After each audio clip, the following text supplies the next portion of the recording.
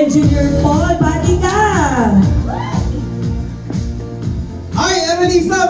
Magandang hapon, magandang umaga, tanghali, lahat. Kasi worldwide tayo. So, binabati ko muna po lahat ng nandito ngayon. Excited ako para sa mga mawi-witness nyo pa ng mga stories. Yeah! Diba? Yes!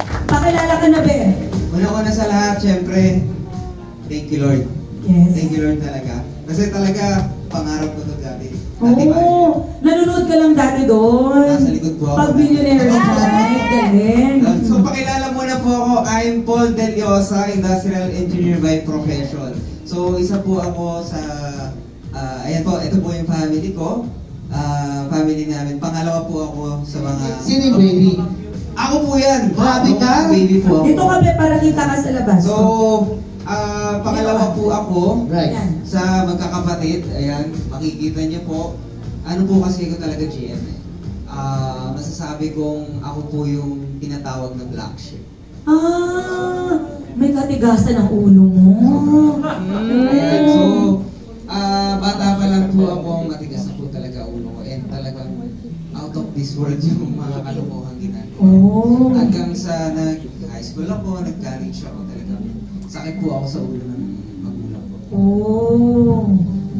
Kaya parang medyo nagrebelde din ako. Siguro dahil po sa ano eh.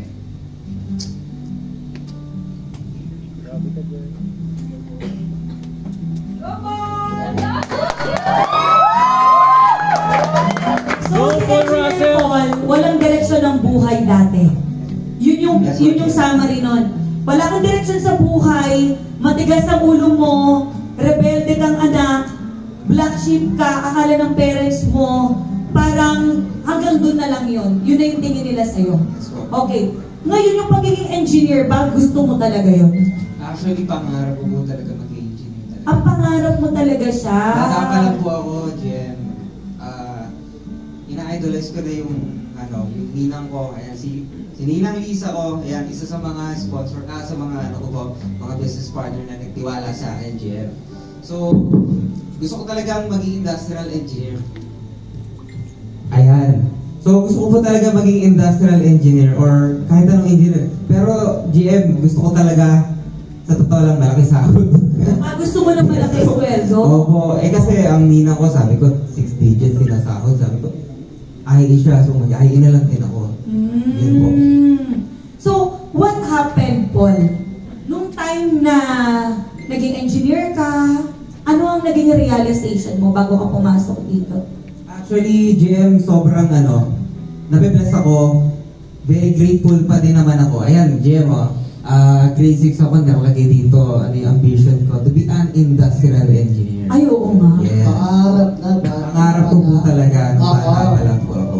So, fast forward, nung pag-graduate ko po as an engineer, hindi pala ako na ito po, ayan. So, dito, engineer ka, ang sarap tawagin engineer, GM, sobrang sarap.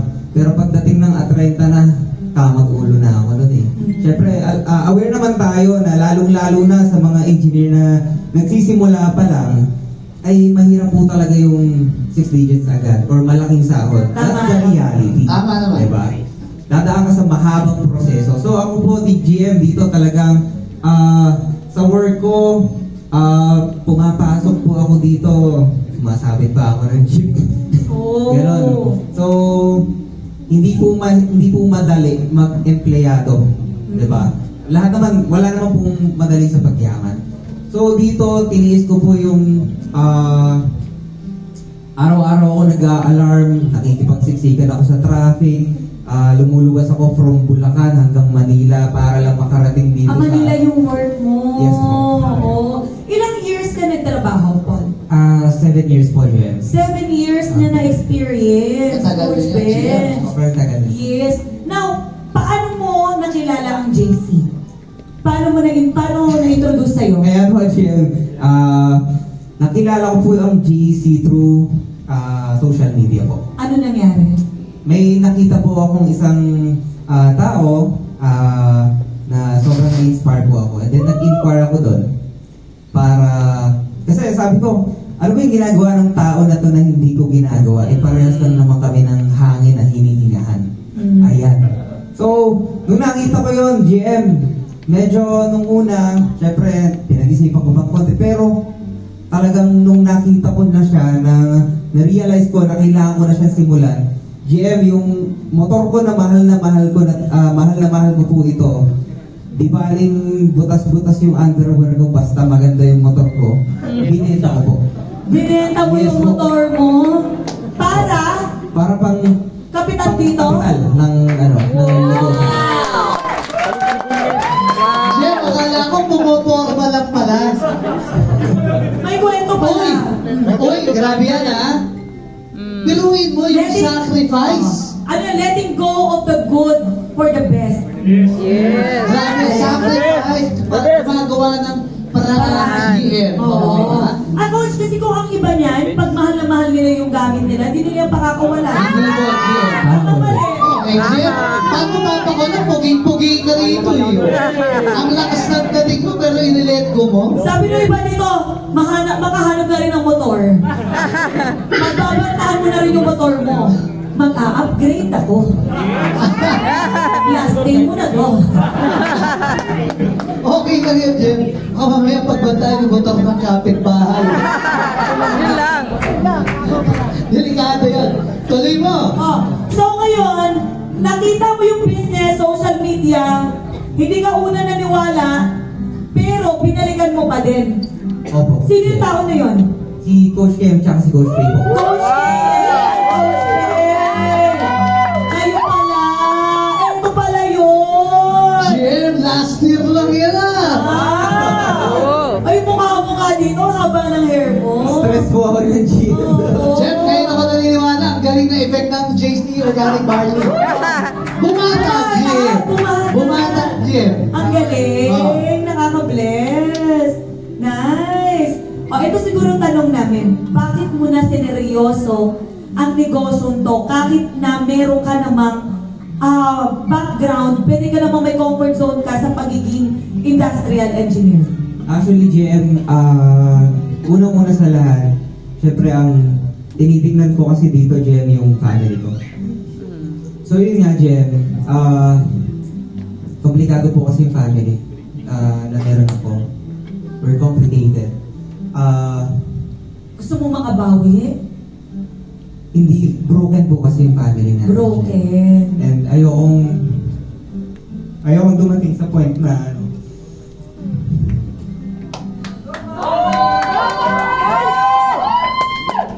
kailangan kong bilisan, GM, eh. Kasi ayokong pagdating ng time na ako na yung bubuo ng pamilya, parang hindi ko mabigay. Kasi iba yung naranasan ko dati, GM. And ayokong maparanas sa magiging family ko. And syempre, yung family ko ngayon, parents ko, mga kapatid ko, gusto kong kasi malaking, yung pera kasi ang hirap ng buhay, Jen. Yun yung parang naging pinaka-main factor bakit. Alam naman natin na bakit. Isa sa factor yung pera, yung kahirapan, bakit may mga broken family, ganyan. And walang time sa family yung mother ko kasi empleyado. Jim, naalala ko yung sinabi mo, Jim.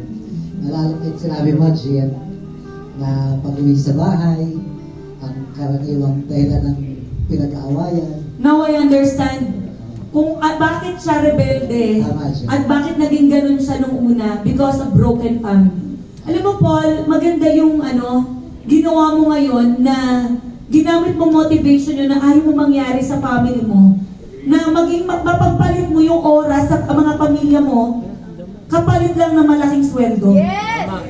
Siguro I'll share, no, para at least makarelate yung iba, Paul. Come here. Hi!